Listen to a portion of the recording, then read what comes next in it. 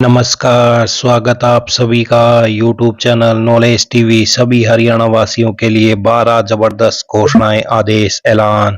क्या है पूरी अपडेट, आइए देखते हैं। हरियाणा की हर छोटी से बड़ी योजना, घोषणा, आदेश, फैसला, मौसम, सभी की जानकारी के लिए सब्सक्राइब जरूर कर लें। तो चलिए देखते हैं अभी अभी हरियाणा से 12 बड़ी खबरें, घोषणा, ऐलान। हरियाणा अध्यापक पात्रता परीक्षा के प्रश्न पत्रों की खामियों के बीच हरियाणा विद्यालय शिक्षा बोर्ड ने आंसर की जारी कर दी है। लेवल 3 की शाम को जारी की गई, तो कि लेवल 1 और 2 की रात तक जारी कर दी गई।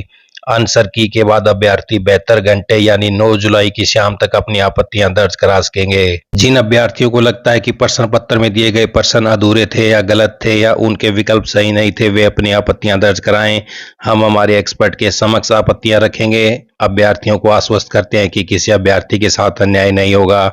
ये कहना है चेयरमैन हरियाणा विद्यालय शिक्षा बोर्ड। रिजल्ट को लेकर दिए गए सवाल का जवाब देते हुए चेयरमैन ने बताया कि रिजल्ट जल्द आएगा। पहले आंसर की डाली जाएगी, आंसर की के बाद बच्चों से ऑब्जेक्शन लिए जाएंगे, ऑब्जेक्शन के बाद एक्सपर्ट की कमेटी विचार विमर्श करेगी, उसके बाद ओएमआर सीट का आकलन शुरू करेगी और बाद में रिजल्ट जारी किया जाएगा। तो वहीं उन्होंने यह भी कहा कि जल्द कराया जाएगा एचटेट 2026। वहीं एचटेट 2026 को लेकर कहा कि जल्द ही कराया जाएगा एचटेट 2026। समय रहते एचटेट 2026 के कराने का प्रयास रहेगा।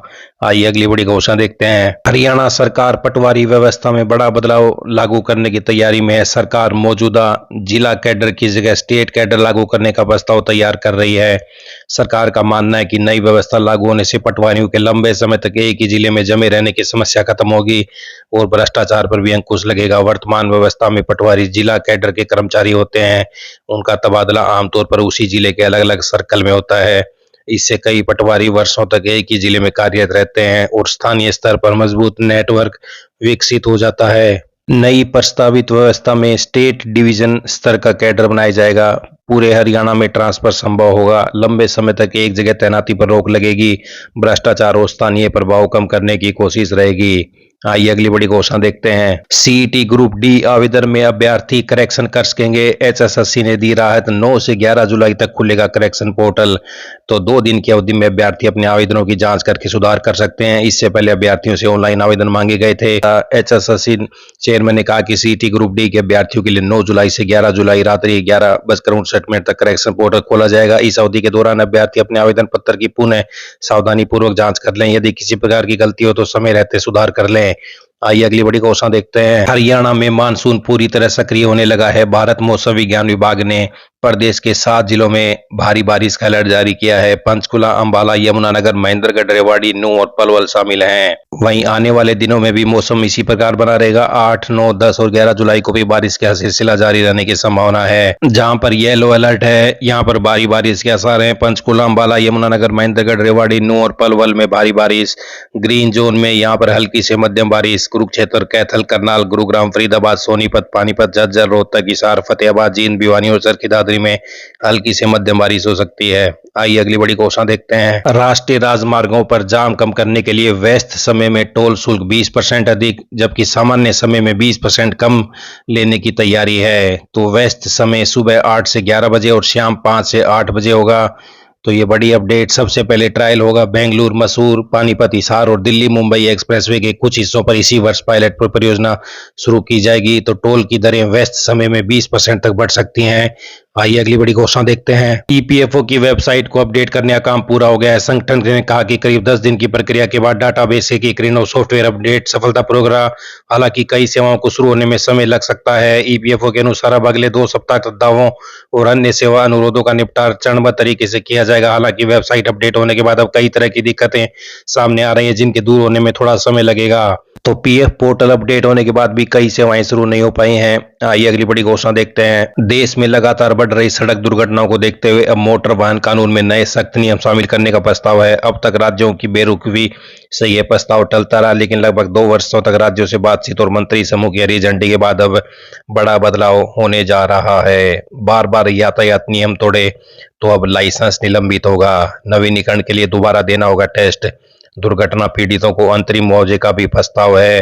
तो चरणवार हो सकती है लाइसेंस निलंबन की प्रक्रिया। माना जा रहा है कि लाइसेंस निलंबन करने की प्रक्रिया चरणवार हो सकती है, जैसे कुछ चालान पर लाइसेंस निलंबित और निर्धारित संख्या से अधिक बार नियम तोड़ने पर उसे रद्द कर दिया जाए। उल्लंघन की श्रेणियों को भी स्पष्ट किया जाएगा कि किस प्रकार के उल्लंघन पर सजा में अधिक सख्ती होगी। आइए अगली बड़ी घोषणा देखते हैं। दूरसंचार कंपनियां अगले 3 से 4 महीनों के भीतर मोबाइल रिचार्ज में 12 से 15% तक बढ़ोतरी कर सकती हैं। तो माना जा रहा है कि टेलीकॉम बाजार में प्रतिस्पर्धा कम होने और 4G और 5G सेवाओं की बढ़ती मांग के चलते कंपनियों के लिए कीमतें बढ़ाना आसान हो गया है। 15% तक महंगे हो सकते हैं मोबाइल रिचार्ज अगले 2 से 3 महीनों में। आइए अगली बड़ी घोषणा देखते हैं। जिन बुजुर्गों की जन्म तिथि का सत्यापन अभी बाकी है, उन्हें पहले की तरह पेंशन मिलती रहेगी। हरियाणा मुख्यमंत्री बड़ा बयान। मुख्यमंत्री नायब सैनी ने स्पष्ट किया कि किसी भी पात्र व्यक्ति की वृद्धावस्था पेंशन बंद नहीं की जाएगी। जिन बुजुर्गों की जन्म तिथि का सत्यापन अभी बाकी है, उन्हें पहले की तरह पेंशन मिलती रहेगी। सरकार परिवार पहचान पत्र के रिकॉर्ड को अधिक सटीक बनाने के लिए अभियान भी चला रही है। इसके तहत जन्म प्रमाण पत्र, बैंक खाते, प्रॉपर्टी आईडी, कृषि रिकॉर्ड, मेरी फसल मेरा ब्यौरा पोर्टल, बिजली कनेक्शन, वाहन पंजीकरण, आयुष्मान कार्ड और अन्य राज्यों के राशन कार्ड जैसी जानकारियों को भी सत्यापन किया जाएगा। पीपीपी कोऑर्डिनेटर के अनुसार दिसंबर तक परिवार पहचान पत्र में दर्ज सभी अहम जानकारियों को अपडेट कर लिया जाएगा। तो प्रदेश के हजारों बुजुर्गों के लिए राहत की खबर है। अगर उनके पास उम्र साबित करने के जरूरी दस्तावेज नहीं है, तो परिवार पहचान पत्र में दर्ज बड़े बेटे या बेटी के दस्तावेज के आधार पर उनकी उम्र का सत्यापन किया जा सकेगा। सबसे बड़ी बात यह है कि इस प्रक्रिया के दौरान किसी पात्र बुजुर्ग की पेंशन बंद नहीं होगी। तो बड़ी राहत की खबर, उम्र के सत्यापन के लिए नए दिशा निर्देश। आइए अगली बड़ी घोषणा देखते हैं। विभिन्न शहरों में सामने आई भयावह आग की घटनाओं से सबक लेते हुए हरियाणा की नायब सरकार पहली बार अपना हरियाणा आपदा प्रतिक्रिया बल HDRF गठित करने जा रही है। राष्ट्रीय आपदा प्रतिक्रिया बल की तर्ज पर बनने वाली यह विशेष बटालियन जींद जिले के उचाना से पूरे प्रदेश में राहत और बचाव अभियानों का संचालन करेगी।